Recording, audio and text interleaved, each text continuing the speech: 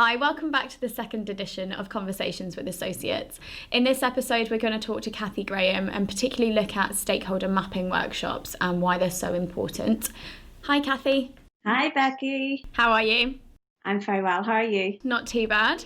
So I thought we'd have a brief conversation today about what you're currently working on, and in particular looking at stakeholder mapping. I know you did a workshop previously for TCI, so we want to have a look at why stakeholder mapping is so important for consultation and pre-consultation. So do you want to start off by telling us what current projects that you're working on? I am working with a number of airports in the UK, quite a number. I think I'm currently working with about 7 and doing some business development with a few others, so potentially a few more coming on board. So it's very exciting. And TCI have been involved with working with airports for a number of years.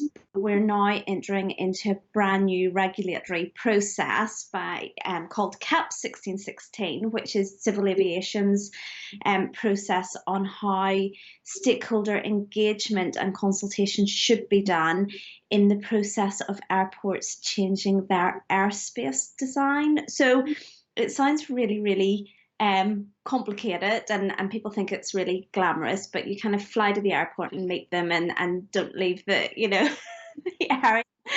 But it's really, well, I find it really exciting, interesting and challenging work because it is a brand new process set down by the Civil Aviation Authority. The process is very similar to consultation processes within the NHS. So TCI experience and the resources and tools that we would use are so applicable. So we've got this wealth of experience and knowledge and transferable skills that we're able to apply to this process and help the airports navigate this. Do you think that this will have a really big impact on local authorities as well? Yeah, within the CAP 1616, local authorities are actually named as a specific stakeholder. The most impact is how the noise of aircraft affects certain communities.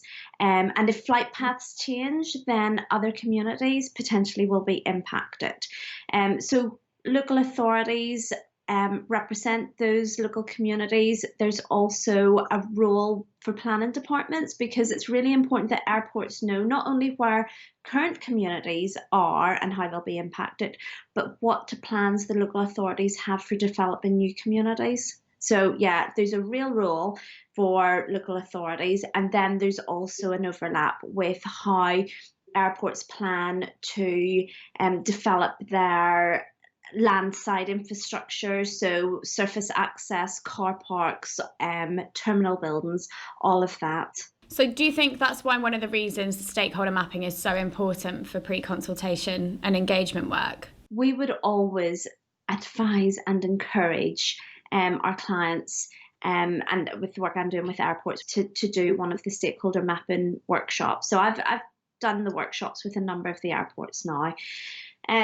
So that work is so important because it gives really important intelligence as to who the airports need to be engaging with, but importantly, the dialogue methods, how they should be engaging with their stakeholders.